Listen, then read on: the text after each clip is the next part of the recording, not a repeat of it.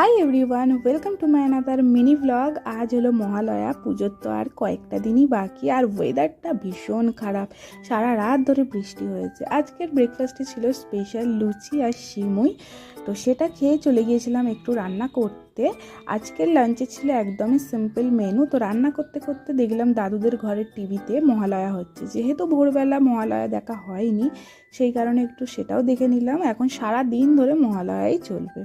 তো তারপরে রান্নাবান্না কমপ্লিট করে গিয়েছিলাম স্নানের জন্য। তার আগে একটু কফি আর মধু দিয়ে একটা ফেস মাস্ক বানিয়ে সেটাই অ্যাপ্লাই করে নিলাম। দেন স্নান টান করে স্কিন কেয়ার করতে হবে।